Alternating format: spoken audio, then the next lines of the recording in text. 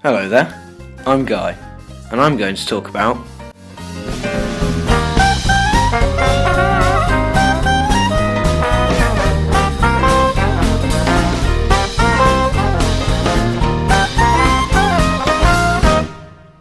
how film and video has changed over time.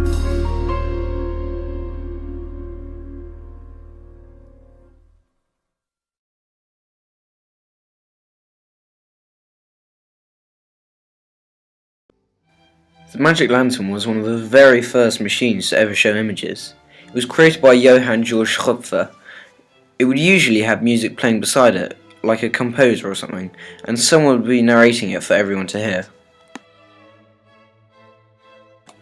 A thaumatrope is something that shows moving images in a way that it isn't really, because it's an illusion on the mind. We made our own thaumatrope. It was a bit of cardboard with some string attached on the sides. On one side of the cardboard was a bird, and on the other was a cage. And if you spun the string around really fast, it looked like the bird was inside the cage, and that's why it was so popular back in the day. It was one of the first moving images ever.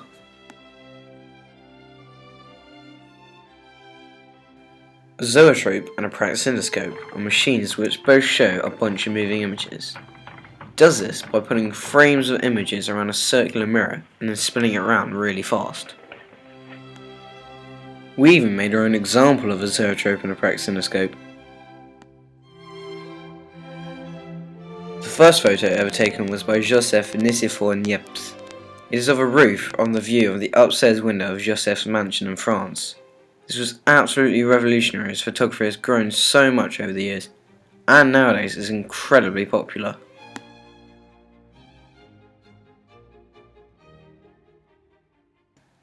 Video is a lot cheaper in the long run, and it's a lot shorter.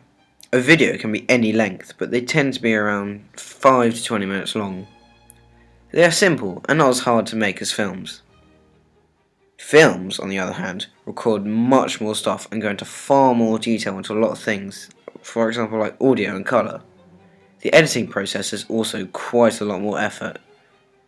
Films can take years to make, whereas videos can take no more than a day or a month, depending on the length, and how much work is being put into it.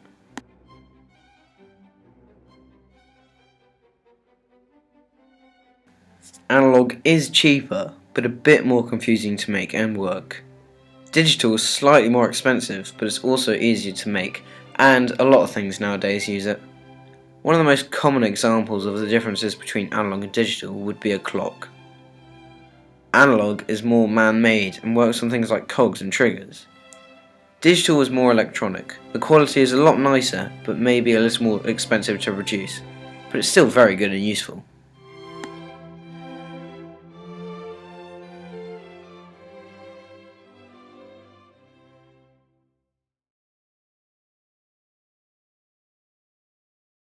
Lev KULESHOV was a Soviet filmmaker and a theorist. He also started the first film school in the world, which was in Moscow. Lev filmed a man's expressionless face, called Ivan Muzhukin, and filmed his reaction to several things, like a bowl of soup, a coffin with a dead girl inside, and a woman giving a lust-worthy look. This showed the effectiveness of film editing and acting reactions to things, so it is pretty bizarre. We filmed our own Lev KULESHOV examples.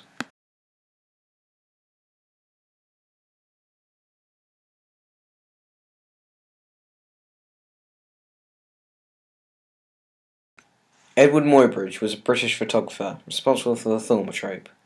He made it by doing a bet with someone saying that there is a point when a horse is running and all its legs are in the air at one point. He did this by getting a tripwire, and when the horse ran past it, it got a photo of it.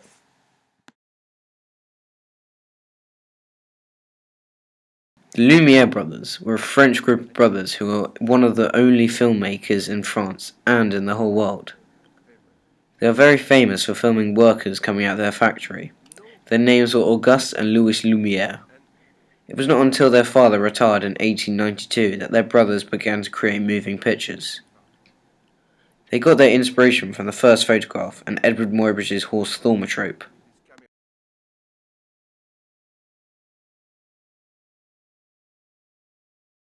Sergei Eisenstien was a Soviet filmmaker who showed the importance of film editing. He was making a propaganda video, and it was of a man throwing a grenade at the bad guys. And it wasn't showing the whole story, but it was put in a way where your mind would fill in the blanks. And this was somewhat revolutionary and really effective. The propaganda video that Sergei Eisenstien made was called the Soviet Montage. It was all about cutting things and making it shorter and more to the point. Get the message quicker. He introduced many new things such as metric and rhythmic shots. This was very different to Hollywood films at the time because it was sending a really important message, and Hollywood films were just there for entertainment. Georges Méliès was a French filmmaker who was famous for making the first movie ever that had a storyline and a plot to it. The film was called A Trip to the Moon. The film was about 3 astronomers who built a giant capsule that would fly them to the moon, and they would have to get off the moon due to the creatures on the planet. I think it was really well done for its time.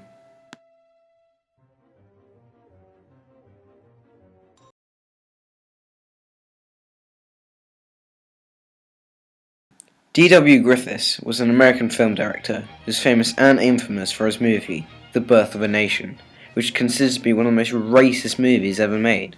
The reason why it's so famous is because it was the first 3-hour-long movie ever made, and most films nowadays are around that length. He also used a lot of jump cuts and shots, which started that in film history too. The Birth of a Nation is a silent movie about the black men kidnapping white women. They were portrayed as evil, and the Ku Klux Klan were the good guys. The film was a success at the time, but later on in time seen more as racist. Alfred Hitchcock was a British director who was incredibly famous and considered the master of suspense. He was talking about his famous scene from his classic horror film, Psycho, about the shower scene where the lady gets stabbed repeatedly in the chest. Alfred was talking about how many shot angles and how long it actually took, and realising how long it actually takes to make a good movie. He used suggestion. It showed the knife up and then her screaming, giving off the impression that she was being stabbed to death. And she had been stabbed to death, but we didn't actually see her being stabbed. We just assumed that because she is killed. We then made a video about showing something impossible. Rory was hanging on a rail for dear life, and if he fell off he would die. But we couldn't actually show him falling off and dying, so we had to do it in another way which would trick the mind.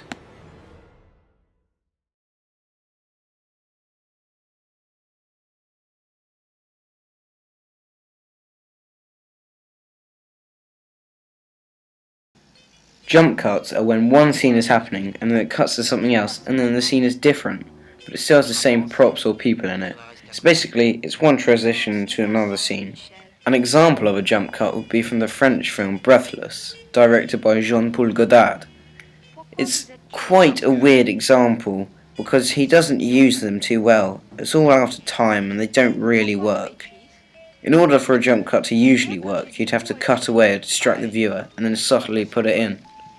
Here is an example of a jump cut I made.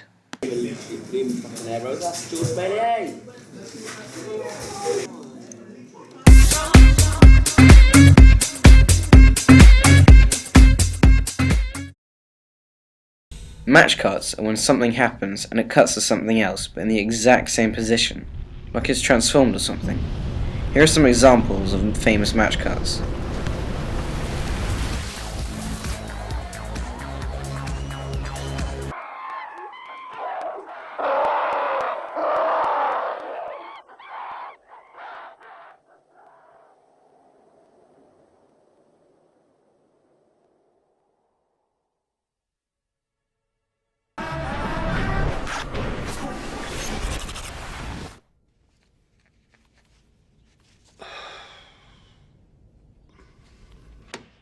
You do know the front door was open again last night. I'm not saying it was you.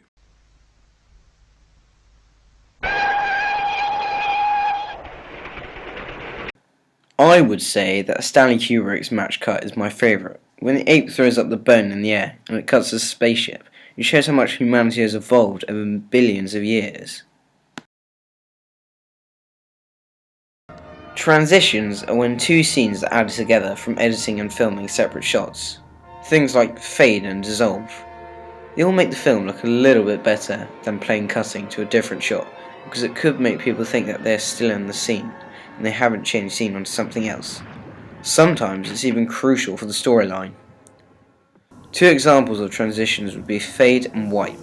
This basically means that instead of jumping straight to it, it slowly changes to the next shot, and sometimes it's essential and very effective.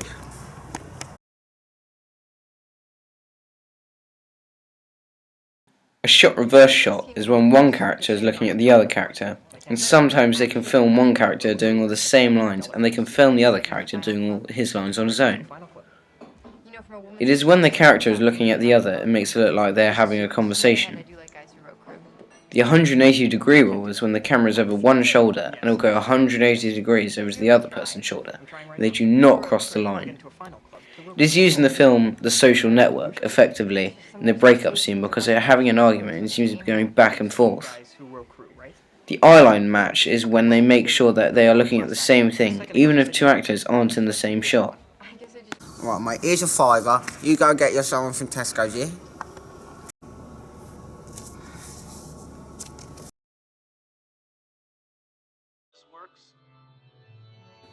Parallel editing is when one scene is happening and then it cuts to another scene. It means that the scene is happening at the exact same time. This is shown in the original Godfather, in the baptism scene where he's baptizing his child. And while this is happening, he has hired all these people to kill the other people. The director did this very well because it would jump in and out and it would still have the audio from the baptism while they're all being killed. This is really effective because he ordered all those people to die, and yet he can still be so calm in the house of God surrounded by his family.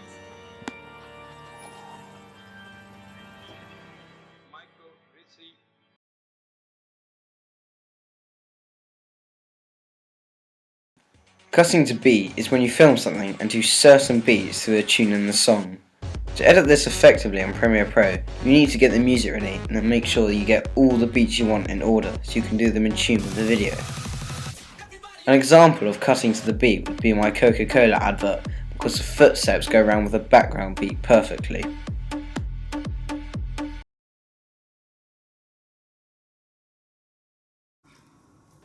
A continuity error is, say you're filming something and in the next shot something is moved completely because the set has been moved around. This can be a big problem.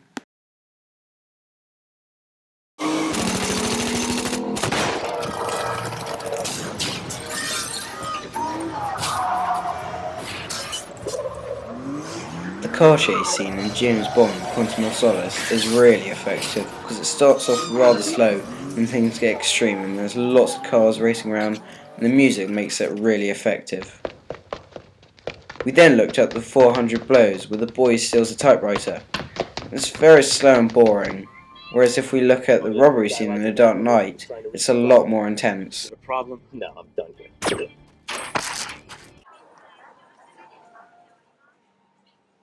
We can now look at the scene from Lost in Translation with Bill Murray and Scarlett Johansson. It's all happening really slow, but that's what makes it really effective and emotional.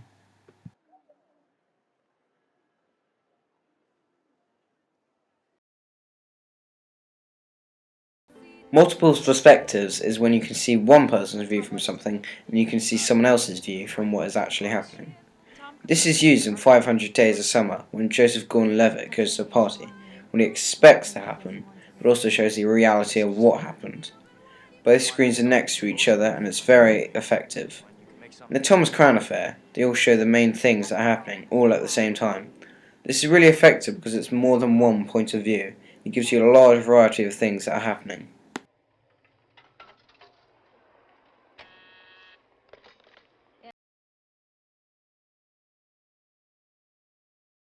The next thing I'll be moving on to is shot types.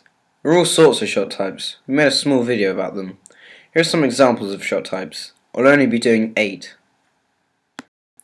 Extreme close-up.